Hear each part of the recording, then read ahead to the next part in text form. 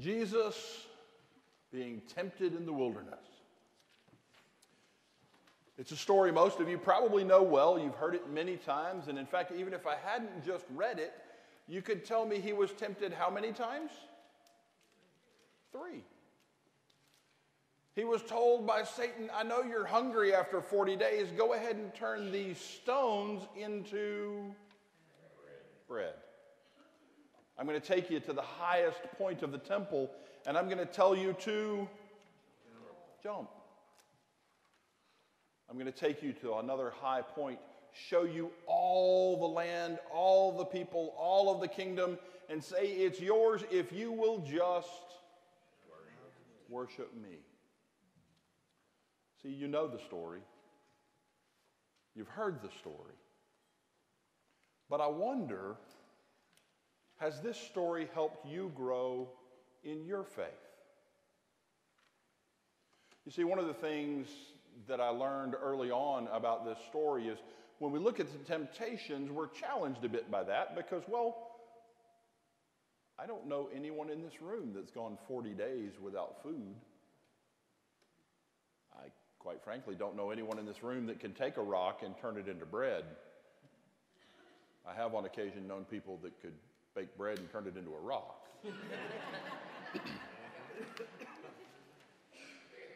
And there are none of us here that I think would tempt God to say, I'm going to get up into the top of the steeple and I'm going to jump so God can catch me.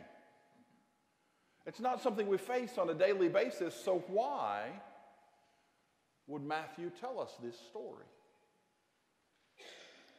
Well, I love it when we remember Matthew wasn't first telling this story to us.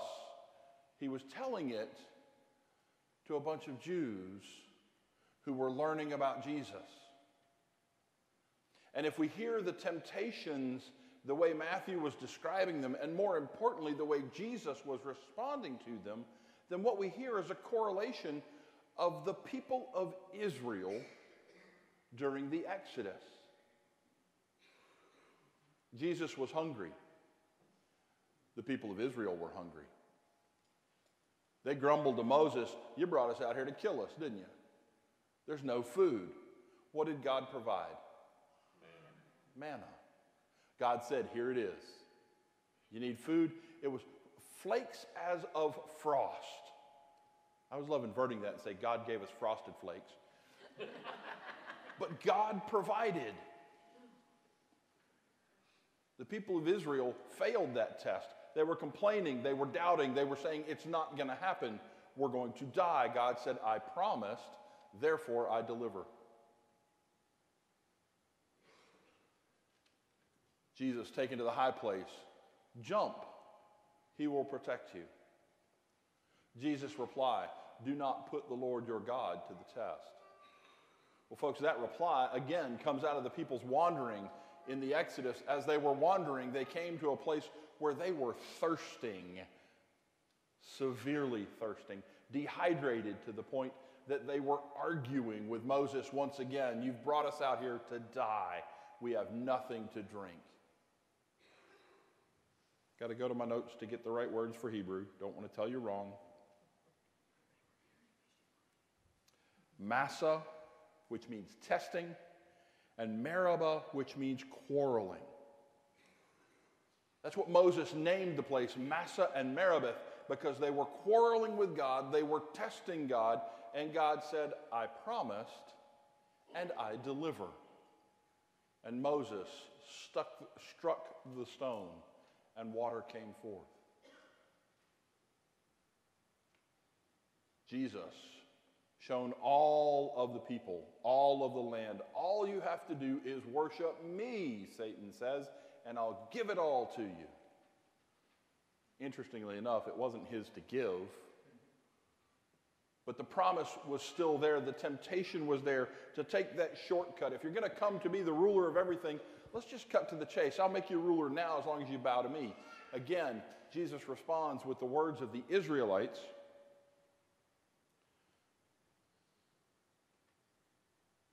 The temptation to follow other gods, to fault against our God by saying, these are the gods of the region. These are the people who have the power here. Folks, it was simple idolatry. You remember how they did it. They took all their jewelry. When Moses was on the mountain getting the 10 Commandments, they made a golden calf. That was but fail one. They came into the land of Canaan and worshiped the gods of the Canaanites. The Old Testament history is replete with those failings. And yet Jesus says, no. Worship the Lord your God alone.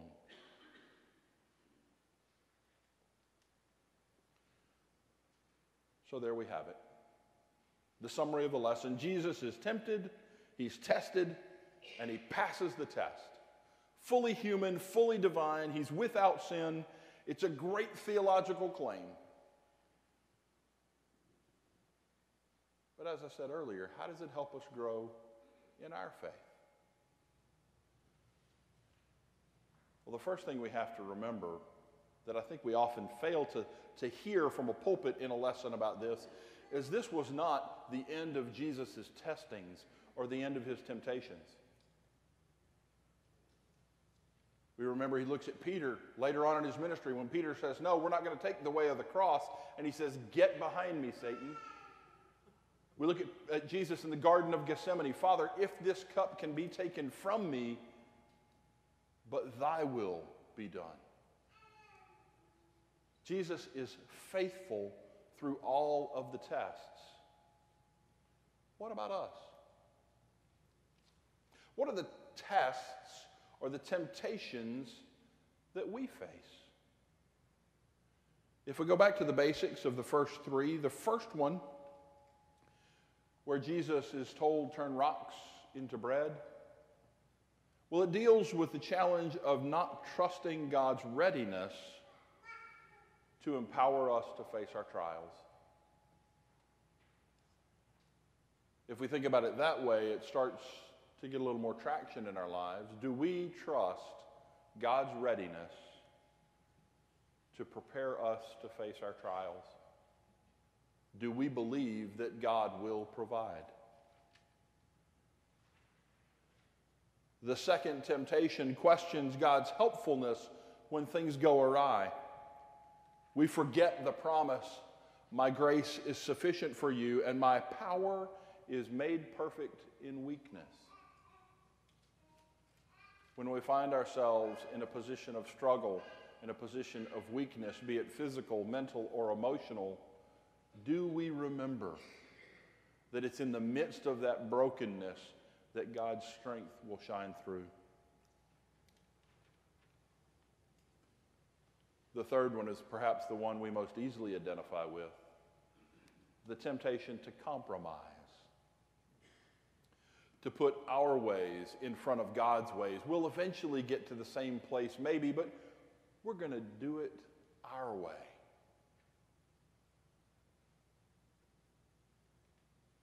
God wants each of us to live life to the fullest. You see, here's the interesting thing that I've never really heard anybody explore before on Jesus' temptation in the wilderness. It's not about Satan. It's about God. You remember the baptismal scene? Jesus comes up out of the water. The Spirit descends on him like a dove. The voice of God is heard. If you listen to Matthew carefully, let me go back to it so we can all hear it together. Then Jesus was led by the Spirit into the desert to be tempted by the devil. He was led by the Spirit. You see, one of the misconceptions that I've often had about this passage was I think about Jesus 40 days hungry. It says he's fasting 40 days and 40 nights. Now, from what little scientific documentation I can find, the human body can survive about 45 days before death ensues from lack of food. Hydration is required. Of course, we haven't done a lot of studies on this for ethical reasons, but people that have been on hunger strikes or people that have been in situations where they've been trapped or lost in the wilderness, 40 days is a survivable amount of time. I picture Gandhi after one of his hunger strikes, frail, feeble. You can see all the bones, all the tendons, all the sinews. And I think what a state of weakness that would be to then be tempted with bread. And then I realize I'm looking at it all wrong. Because Jesus was with the Spirit during those 40 days of fasting. Fasting wasn't a hunger strike. Fasting was a spiritual exercise. And for any of you who have ever done fasting as a spiritual exercise, you know that when that hunger pang hits, that's a call to prayer. Now, I can't go 40 days without eating. In fact, I probably can't go 4 hours without eating. But if you think about every time you get hungry, if that were a call to prayer, and you did it for 40 days straight, walking with the Spirit, with no other distractions. Jesus may have come out having lost several pounds, but he didn't come out weak and fragile. He came out prayed up. He came out ready for the ministry that was coming before him. Because what Matthew's telling us here is this is how he geared up to come into his ministry, to begin his preaching. Prayed up, ready to follow not human will, but God's will. Not going to take a shortcut, going to offer us the full grace of God, the full love of God, the full message of God. And that's the joy that this passage offers us today. Because the message that I see for us in this is not the testing of Jesus, but the trust of Jesus. And as we think about the trials, the temptations, the testing in our lives, through the love of God, we see it not as an opportunity to fail, but as an opportunity to trust. May God bless each of you with the power of the Spirit to trust Him.